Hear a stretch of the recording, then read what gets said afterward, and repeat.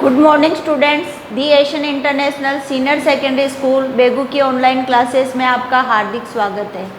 कक्षा 6 विषय सामाजिक विज्ञान भूगोल का अपन ने 2 पार्ट पढ़ चुके हैं। अब अपन तीसरा पार्ट पढ़ेंगे कि क्षुद्र ग्रह उल्कापिंड। जैसे लेसन है सौर मंडल में पृथ्वी, तो अपन ने सौर मंडल के बारे में भी पढ़ लिया कि सौर मंडल में क्या क्या होते हैं और पृथ्वी पर अपना जीवन कैसे संभव है। तो पृथ्वी के बारे में भी अपन ने पढ़ लिया। थोड़ा सा पृथ्वी के बारे में एक बार और देख लेते हैं कि पृथ्वी सूर्य से दूरी के हिसाब से पृथ्वी तीसरा ग्रह। कौन सा ग्रह? पृथ्वी तीसरा ग्रह है। आकार में ये 5वां ग्रह सबसे बड़ा ग्रह है। या ध्रुव के पास थोड़ी चपटी है, यही कारण है कि इसके आकार को भू-आप कहा जाता है। मैंने आपको इसकी परिभाषा भी लिखवा दी कि भू-आप किसे कहते हैं और इसका अर्थ क्या होता है। भू-आप का अर्थ है पृथ्वी के समान आकार। जीवन के लिए अनुकूल परिस्थितियां संभवतः केवल पृथ्वी पर ही पाई जाती है। कहाँ पर पाई जाती है? अनुकूल परिस्थितियां केवल अपन पृथ्वी पर ही पाई जाती है और पृथ्वी पर ही अपन रह सकते हैं। पृथ्वी न तो अधिक गर्म है और न ही क्या है अधिक ठंडी है। यहाँ पानी एवं वायु उपस्थित है जो हमारे जीवन के लिए आवश्यक है। वायु में जीवन के लिए आवश्यक गैसें जैसे ऑक्सीजन मौजूद है। इन्हीं कारणों से पृथ्वी सौर मंडल का अद्भुत ग्रह कहलाता है। ये अपने क्वेश्चन भी आएगा कि पृथ्वी को अद्भुत ग्रह क्यों कहा जाता है, तो मैं इसका आंसर आपको लिखवाऊंगी। अंतरिक्ष से देखने पर पृथ्वी नीले रंग की दिखाई देती। जब अपन आकाश से इसको देखते हैं तो ये पृथ्वी कौन से रंग की दिखाई देती है? नीले रंग की दिखाई देती है, क्योंकि इसकी 2/3 सतह पानी से ढकी हुई। किससे ढकी हुई है? पानी से ढकी हुई है, इसीलिए इसे नीला ग्रह कहा जाता है। इसको क्या कहते हैं?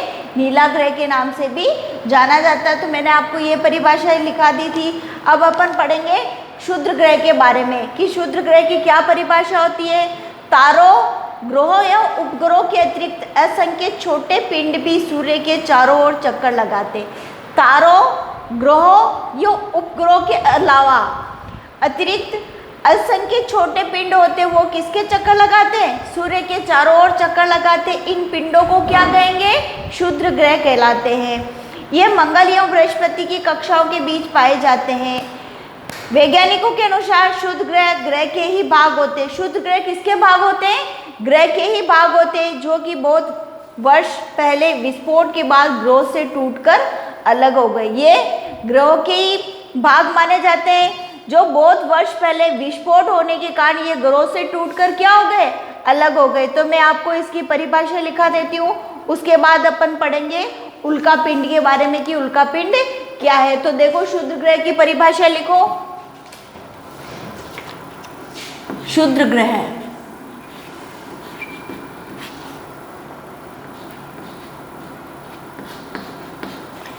तारों,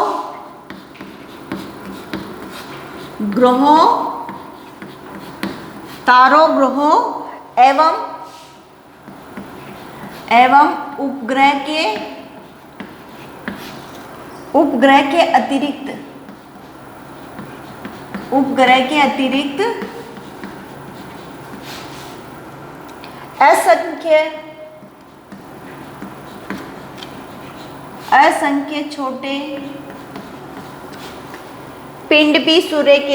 असंख्य छोटे पिंड भी सूर्य के चारों ओर चक्कर लगाते हैं। सूर्य के चारों ओर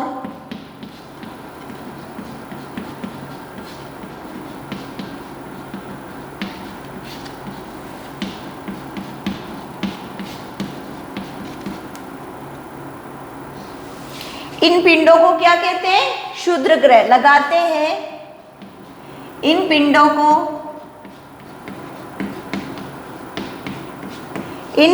को क्षुद्र ग्रह कहते हैं। इन पिंडों को क्षुद्र ग्रह कहते हैं।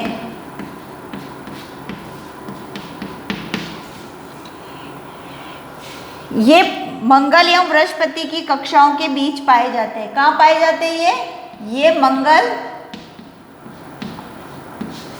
मंगल एवं बृहस्पति की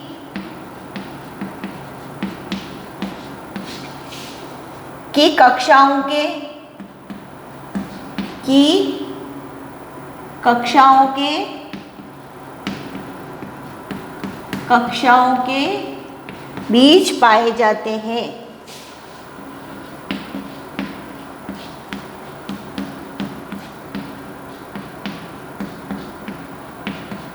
देखो इधर, क्षुद्र ग्रह किसे कहेंगे? तो अब आपको ये परिभाषा भी आपने नोट कर ली होगी। तारों, ग्रहों एवं उपग्रहों के अतिरिक्त यानी अलावा, तारों, ग्रहों एवं उपग्रहों के अलावा असंख्य छोटे पिंड भी सूर्य के चारों ओर चक्कर लगाते हैं। जैसे तारे, ग्रह, उपग्रह, ये क्या करते हैं? सूर्य के चारों ओर चक्कर लगाते हैं। तो इनके अलावा असंख्य छोटे पिंड भी होते हैं जो भी सूर्य के क्या होते हैं? चक्कर लगाते हैं। इन पिंडों को क्या कहेंगे? क्षुद्र ग्रह कहते हैं। ये मंगल एवं बृहस्पति की कक्षाओं के भी पाए जाते हैं। अब अपन देखेंगे उल्का पिंड के बारे में कि उल्का पिंड किसे कहते हैं? सूर्य के चारों ओर चक्कर लगाने वाले पत्थरों के छोटे छोटे टुकड़ों को क्या कहेंगे?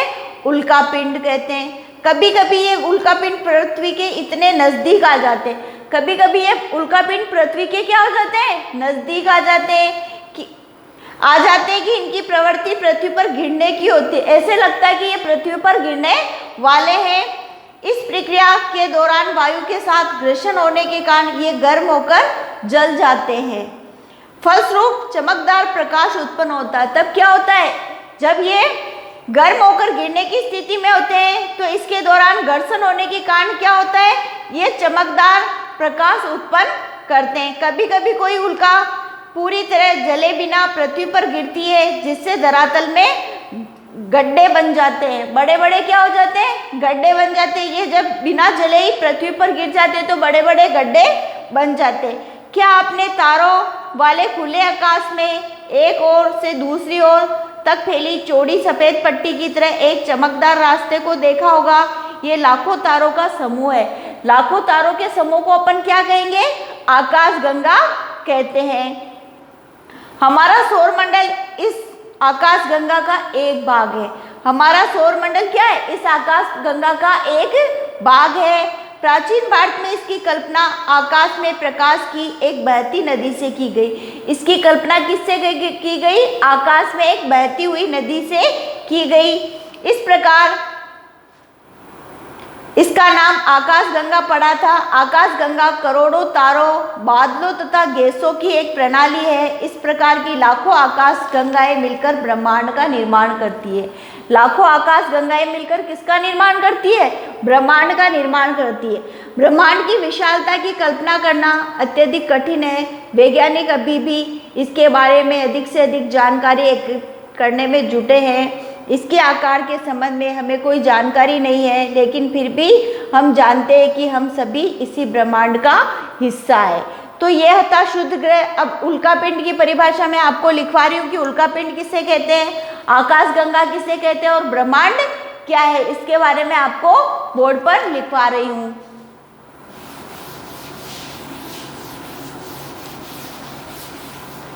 देखो अब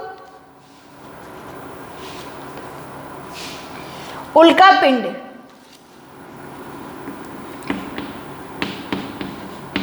उल्कापिंड सूर्य के चारों ओर चक्कर लगाने वाले, सूर्य के चारों ओर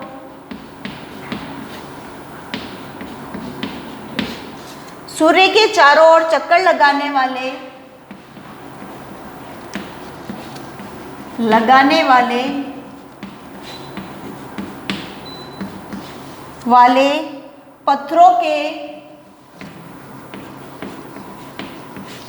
पत्थरों के छोटे छोटे टुकड़ों को, पत्थरों के छोटे छोटे टुकड़ों को उल्कापिंड कहते हैं। टुकड़ों को क्या कहेंगे? उल्कापिंड।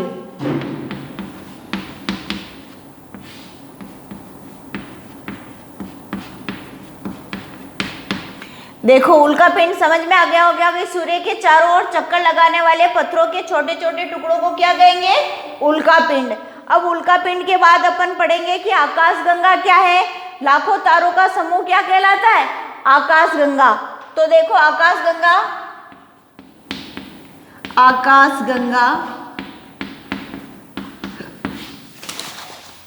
लाखों तारों के समूह को लाखों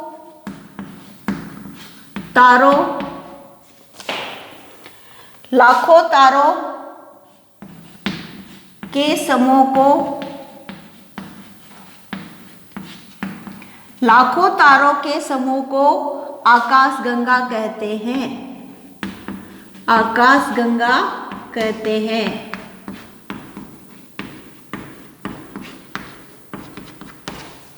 अब दूसरा देखो, आकाशगंगा, लाखों आकाशगंगाएं मिलकर ब्रह्मांड का निर्माण करती है। तो ब्रह्मांड किसे कहेंगे? ब्रह्मांड का निर्माण कौन करती है? तो लाखों आकाशगंगाएं मिलकर क्या करती है? ब्रह्मांड का निर्माण करती है।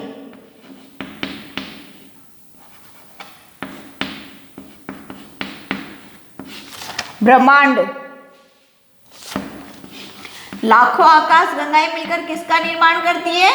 ब्रह्मांड का। लाखों आकाशगंगाएं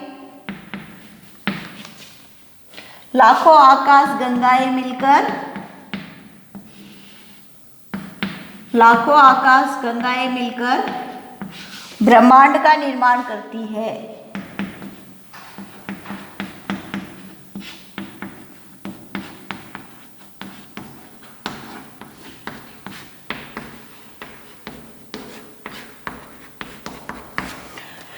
तो ये अपना लेसन था सौर मंडल में पृथ्वी।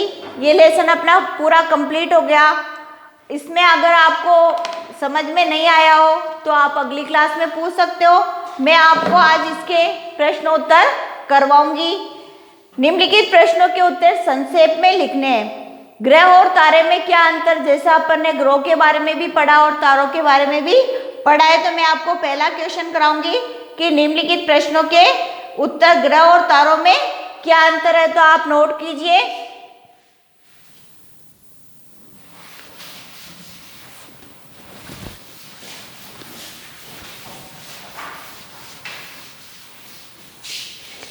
देखो पहला क्वेश्चन, निम्नलिखित प्रश्नों के उत्तर संक्षेप में दीजिए।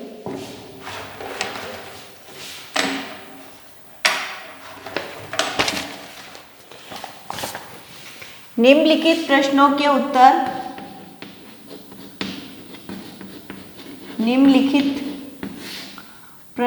उत्तर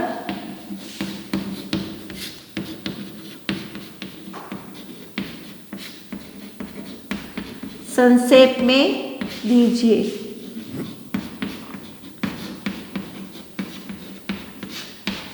पहला प्रश्न है, ग्रह और तारे में क्या अंतर है? ग्रह और तारे में क्या अंतर? प्रश्न नंबर 1, ग्रह एवं तारे में ग्रह और आएगा, सॉरी, ग्रह और तारे में क्या अंतर है? ग्रह और तारे में क्या अंतर है?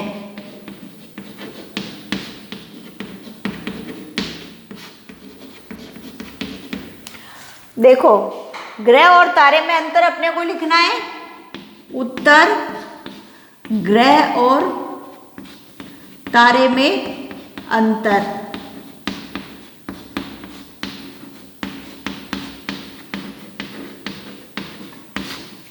इधर अपन लिख देंगे ग्रह और इधर तारे।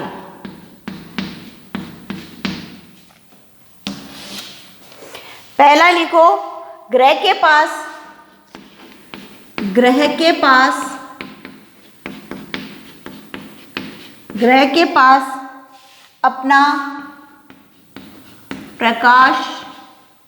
अपना प्रकाश तथा ऊष्मा नहीं होती है। ऊष्मा नहीं होती है। ग्रह के पास अपना प्रकाश तथा ऊष्मा नहीं होती है, पहला अंतर तो ये हो गया। और दूसरा है ग्रह सामान्यतः तारे से छोटा होता है। क्या होता है? ग्रह तारे से सामान्यतः छोटा होता है।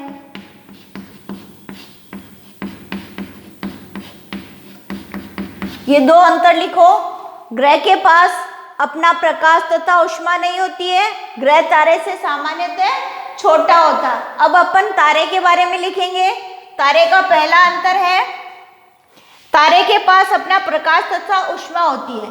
तारे के पास अपना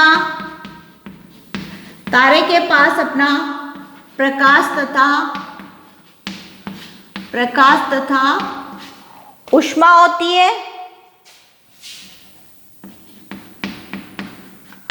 ऊष्मा होती है। एक अंतर ये हो गया। दूसरा अंतर है सामान्य रूप से तारा ग्रह से काफी बड़ा होता है। सामान्य रूप से तारा ग्रह से काफी बड़ा होता है। ग्रह से काफी बड़ा होता है।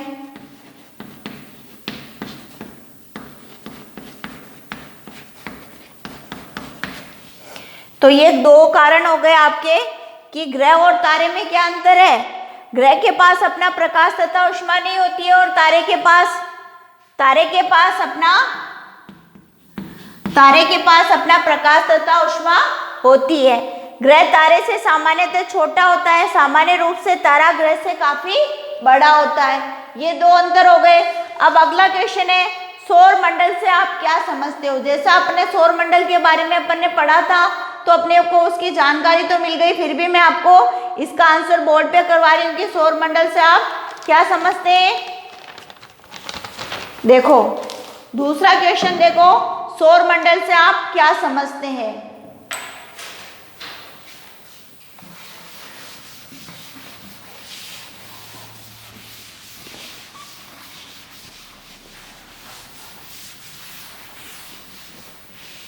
दूसरा क्वेश्चन है सौर मंडल से आप क्या समझते हो। प्रश्न नंबर 2, सौर मंडल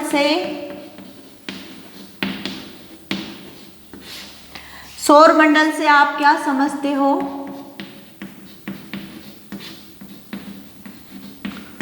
सौर मंडल से आप क्या समझते हैं।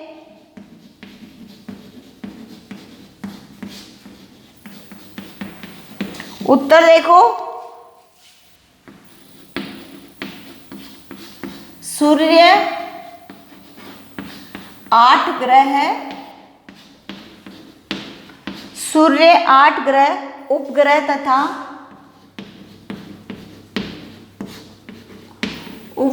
तथा कुछ अन्य खगोलीय पिंड कुछ अन्य खगोलीय पिंड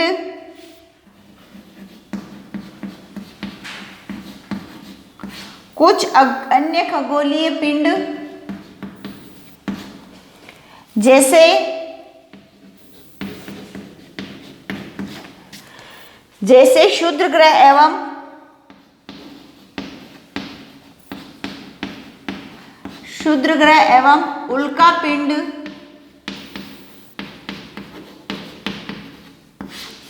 उल्का पिंड मिलकर सौर मंडल का क्या करते हैं, निर्माण करते हैं।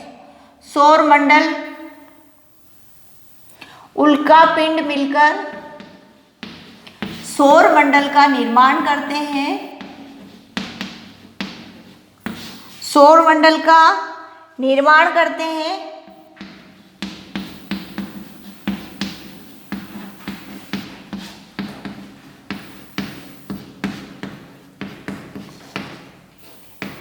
उसे हम सौर परिवार का नाम देते हैं। क्या देते हैं? उसे हम सौर परिवार का नाम देते हैं, उसे हम सौर परिवार का नाम देते हैं।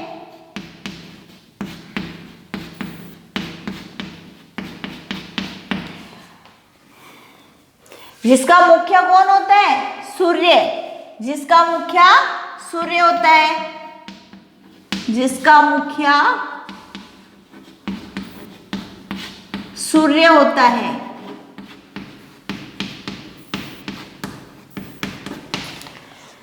ये अपनी निश्चित कक्षा में सूर्य का चक्कर लगाते हैं। ये अपनी निश्चित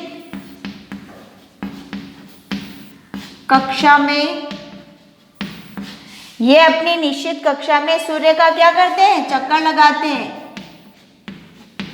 सूर्य का चक्कर लगाते हैं।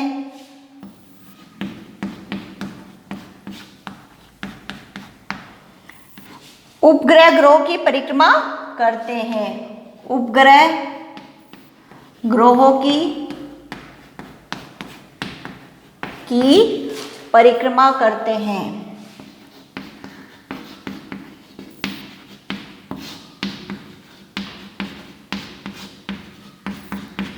ये था अपना दूसरा क्वेश्चन कि सौर मंडल से आप क्या समझते हैं। तो सूर्य, 8 ग्रह, उपग्रह तथा कुछ अन्य खगोलीय पिंड जैसे क्षुद्र ग्रह एवं उल्का पिंड मिलकर किसका निर्माण करते हैं? सौर मंडल का निर्माण करते हैं।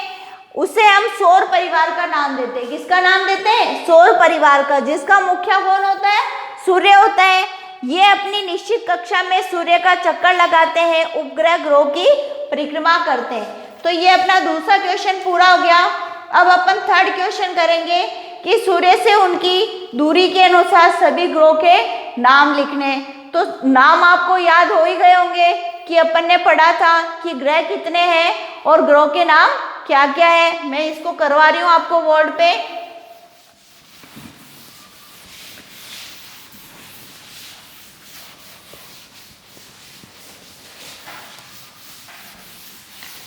देखो तीसरा क्वेश्चन कि सूर्य से उनकी दूरी के अनुसार सभी ग्रहों के नाम लिखिए। प्रश्न नंबर 3।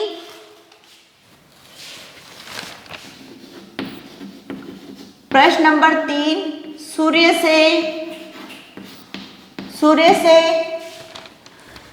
से उनकी दूरी के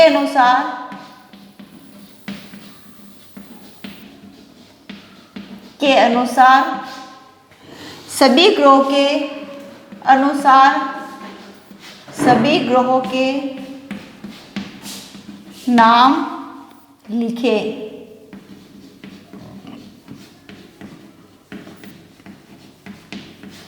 देखो हमारे सौर मंडल में कितने ग्रह? 8 ग्रह। ये तो सभी को पता है कि हमारे सौर मंडल में कितने ग्रह? तो 8 ग्रह। उत्तर लिखो। हमारे सौर मंडल में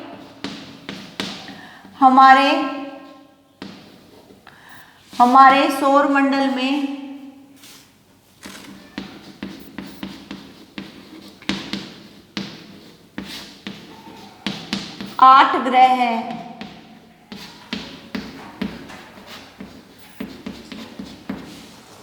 सूर्य से दूरी के अनुसार ये है। सूर्य से दूरी के अनुसार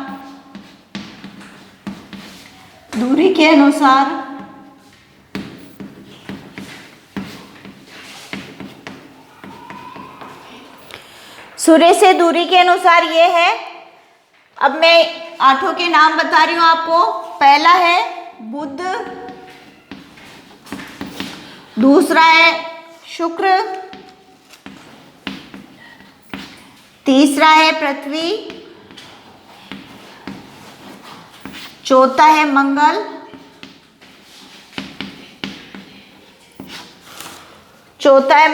पांचवा है बृहस्पति,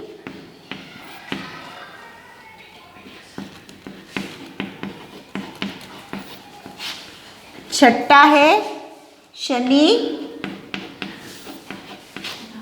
सातवां है यूरेनस,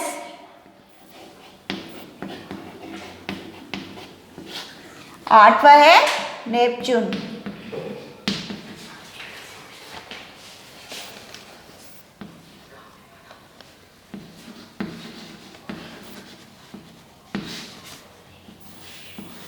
ये अपने सूर्य से उनकी दूरी के अनुसार सभी ग्रहों के नाम हो गए कि 8 ग्रह है। और कौन कौन से है तो बुध, दूसरा है शुक्र, तीसरा है पृथ्वी, चौथा है मंगल, पांचवा है बृहस्पति, छठा है शनि, सातवां यूरेनस और आठवां है नेपच्यून। अब देखो पृथ्वी को अद्भुत ग्रह क्यों माना जाता है? पृथ्वी को अद्भुत ग्रह क्यों माना जाता है? तो अपन ने ये बुक में भी पढ़ा था कि क्यों माना जाता है पृथ्वी को अद्भुत ग्रह। ये मैं आपको आज मौखिक बता दूंगी और कल आपको अगली क्लास में बोर्ड पे करवाऊंगी। पृथ्वी के लिए अनुकूल परिस्थितियां संभवतः केवल पृथ्वी पर ही पाई जाती है। दूसरा है पृथ्वी पर जल उपलब्ध है जो हमारे जीवन के लिए आवश्यक है।